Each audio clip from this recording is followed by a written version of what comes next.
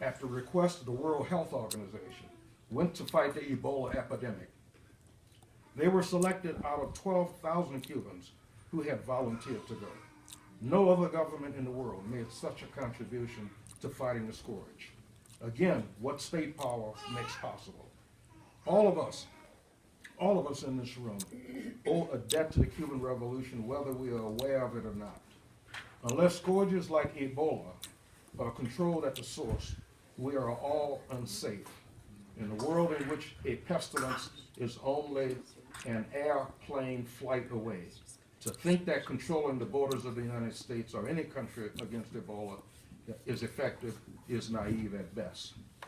If the Obama project were to be successful, the bringing of capitalism back to Cuba, and that's what it's really about, the values of proletarian internationalism, sharing one's limited resources with the most oppressed in the world, would be undermined. Capitalism would begin to erode such values. Capitalism is about what its ideological defenders sometimes call self-interest, or what the rest of us call selfishness.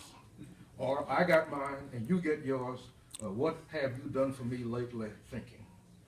The enmity for the Cuban example is especially rabid at this moment, and not just because of the new administration that's about to take office.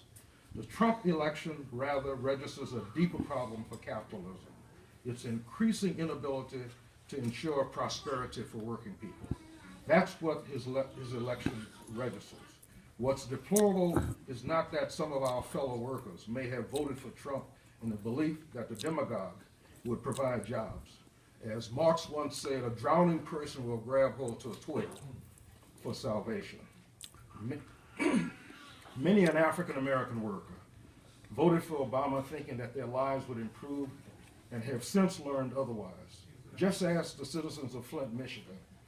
No, what's deplorable is an economical political system in which workers think that the only way in which they can have a job, put food on the table for their families, or pay a mortgage note is to vote for a racist, sexist, misogynist, xenophobic candidate. That's what's deplorable and truly irredeemable.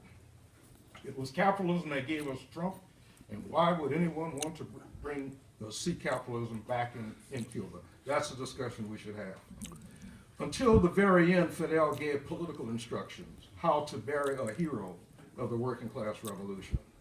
For those of us who have long wished that Lenin's corpse be removed from the tomb that Stalin constructed to turn Lenin against his wishes into a mummified icon, Fidel has now set a standard.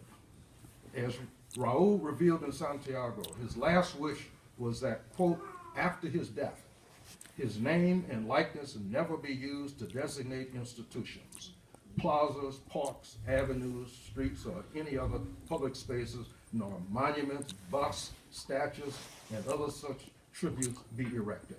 In accordance with Compañero Fidel's decision, Raul went on to say, during the next period of sessions of the National Assembly of People's Power, we will present necessary legislative proposals to ensure his will is upheld, unquote.